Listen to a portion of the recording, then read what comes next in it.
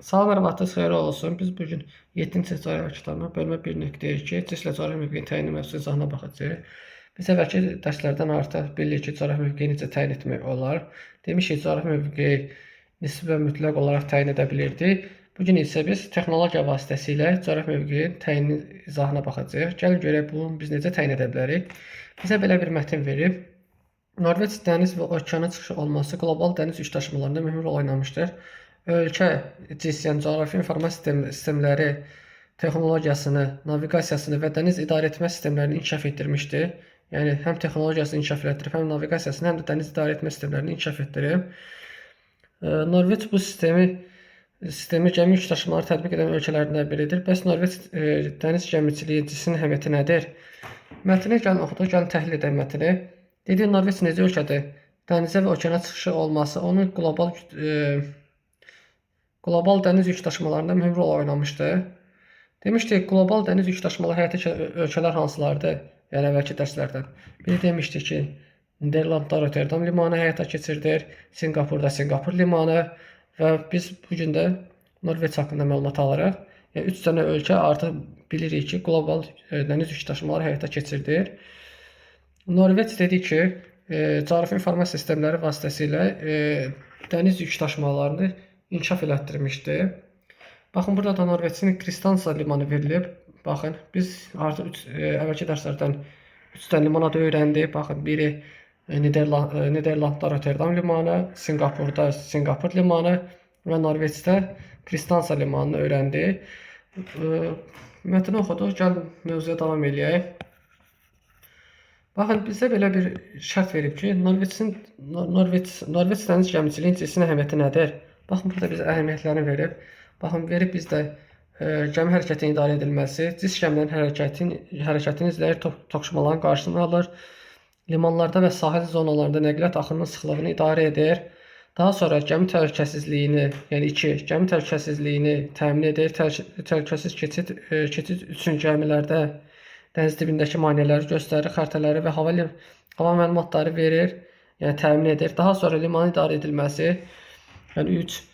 Cis vasitəsilə gəmilərin yan alınması üçün sahil boyu məntəqələr uyğun seçilir, liman genişləndirilməsi, texniki xidmət fəaliyyəti və ölkələrin səmərəli idarə edilməsi müəyyən olunur. Biz artıq 3 dənə əhəmiyyətdən danışdıq. Biri dedik ki, gəmilərin hərəkətlə idarə edilməsi. Burada dediyi əsas məsələ, baxın, hərəkəti izləyir. Baxın, burada hərəkəti izləyir, toqquşmaların qarşısını alır. Limanlarda və sahil xəttlərində sıxlığı, axının və sıxlığı idarə edir. Baxın, bunun əhəmiyyəti bu olur. Gəmi hərəkətinin idarə edilməsi. 2-də gəmi təhlükəsizliyi. Təhlükəsiz dediyimizdə, baxın, burada deyir ki, dəniz dibindəki maneələri göstərir. Xəritələr və hava məlumatları təmin edir. Yəni, havanın yağıntılı, qasırğalı, sonra necə deyim, qarlı olması haqqında məlumat verir. Həmçinin dənizin dibində olan qayalar və sualtı dayazlıqlar haqqında məlumat verir. Daha sonra limanın idarə edilməsi. Baxın, 3-də də deyilir ki, limanın idarə edilməsi haqqında məlumat verir. Cis vasitəsilə gəmilərin yan alması üçün sahil məntəqələri uyğunluğu seçilir. Yəni, bilirik ki, hər liman gəmiçilik üçün çox da əlverişli deyil. Yəni, bunun üçün cis vasitəsilə şəkillər toplanılır və limanlar haqqında məlumat əldə edilir. Bu nəticəsində hansı liman daha səmərəlidirsə, o limanın istifadəsi necə deyirlər, texniki baxımdan, texniki avadanlıqlar quraşdırılır, liman genişləndirilir, bu kimi tədbirlər həyata keçirilir. Biz mətni oxuduq, gəlin sualları cavablandıraq. Baxın, bizə belə bir suallar verib. Birinci sualda deyir ki, Norveçin fiziki və mütləq və nisbi mövqeyini bizdən istəyir. Mütləq mövqeyini biz xəritədə indi onu göstərə bilməyəcək. Mütləq mövqeyini, mən deyim, siz özünüz xəritədə onu taparsınız, koordinatlarını. Baxın, 57 və 71 dərəcə şimal enli arasında yerləşir. 4-31 dərəcə şərq uzunluğu arasında yerləşir. Biz demişdik ki, enliklər ekvatordan qütblərə doğru. Uzunluqlar isə 0-cı meridyana, qeyri-isə 180-ci meridyana qədər olan necə deyim, ərazilərə əhatə eləyir. Bunlar da özlüyündə bölünür. Şərq və qərb, həmçinin Yəni uzunluqlar şərq və qərbə bölünür, enliklər isə şimal və cənub olaraq bölünür. Həmçinin biz bunları yuxarı siniflərdə yarımkürələr də deyəcəyik.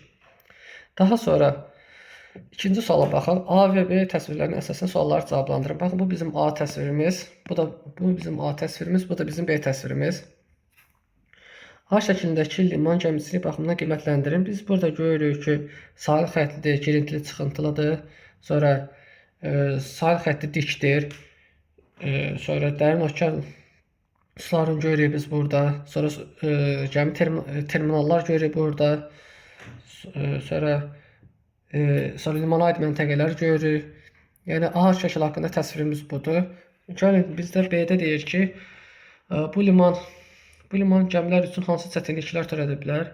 Baxın, sahil xəttinin çox girintili çıxıntılı olması gəmilərin sahil xəttinə yaxınlaşmasına çətinlik törədə bilər. Həmçinin sualtı qayaların olması ehtimalı var.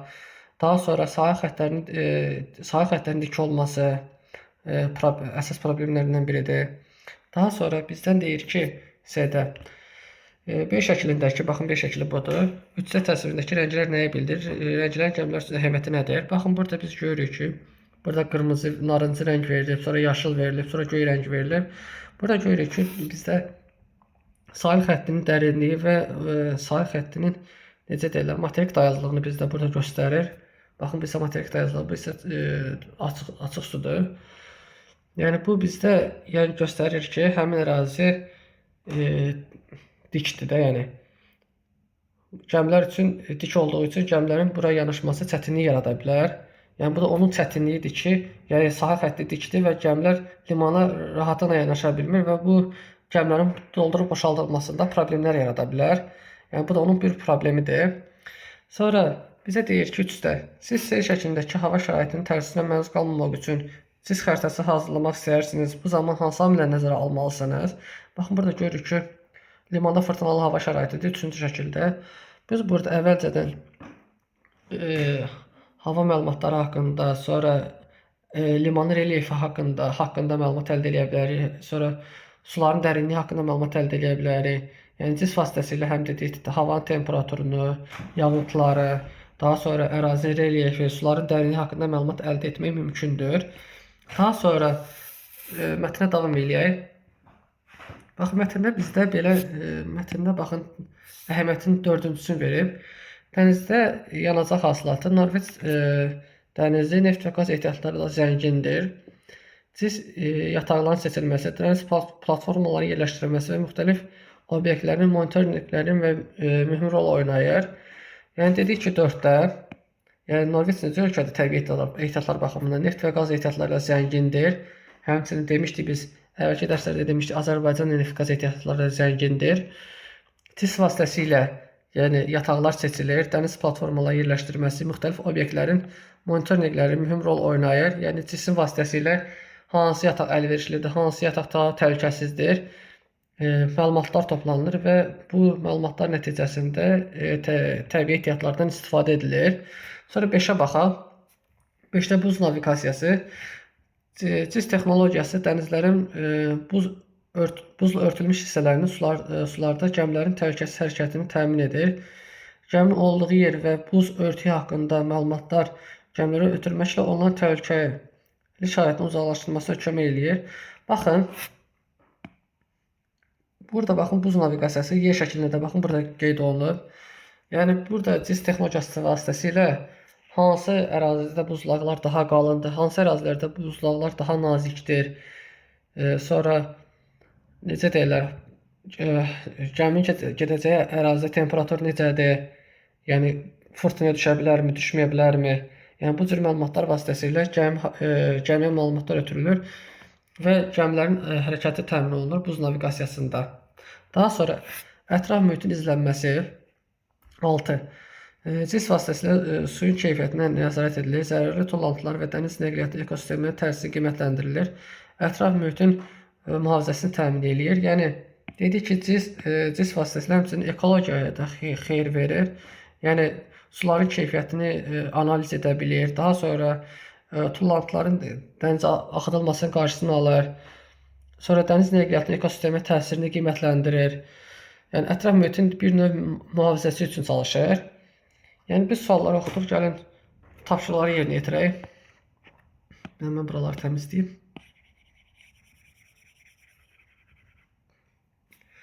Dörddə deyir ki, D və F şəkillərinə əsasən sualları cavablandırın. D və F şəkillərinin arasındakı fərq nədir? Baxın, baxın bu D şəklimiz. Bu D şəklimiz, bu da F şəklimizdir. D şəklində Norveçin, baxın, təbii ehtiyatlarının xəritəsi göstərilib. F şəklində isə Norveçin florası şəkili göstərilib. Yəni dəniz dibinin relyefi, həmçinin fauna da deyə bilərik. Buralarda heyvanlar da ola bilər. Yəni D-də dedik ki, Norveçin təbii ehtiyatları, F-də isə Norveçin flora və faunası göstərilib. Daha sonra biz xəritədə görürük ki, Norveçin fiziki mövqeyi haqqında məlumat əldə edirik. Norveç görürük ki, Skandinaviya yarımadasında yerləşir. Sonra Şimal dənizi, sonra Norveç dənizi, Barents dənizinin sahillərində yerləşir. Daha sonra bu xəritənin tərtib olunmasının əhəmiyyəti nədir? Bu xəritələrin tərtib olunmasının əhəmiyyəti nədir? Gəlin baxaq, hansı əhəmiyyəti var.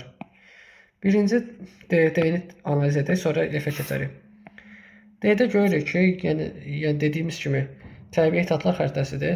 Bu xəritə vasitəsilə hansı yatağın harda yerləşməsi, hansı yataq daha səmərəlidir, hansı yataqda daha çox ehtiyat var, bu kimi qiymətləndirmələr aparılır və məlumatlar təqdim olunur.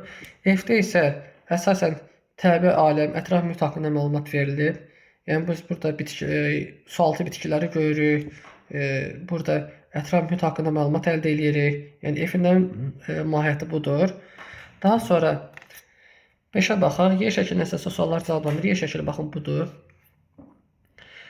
Şəkili təsvir edin. Şəkildə baxın buzla örtülmüş ərazidə yük daşıma həyata keçirən gəmi görürük. Üzərində konteynerləri var. Baxın görürsünüz ki, sərt iqlimdən keçir də. Yəni Norveçin iqlimi sərt olduğuna görə ərazilərində daimi donuşluqlar geniş yayılmışdır. Daha sonra B-yə baxaq.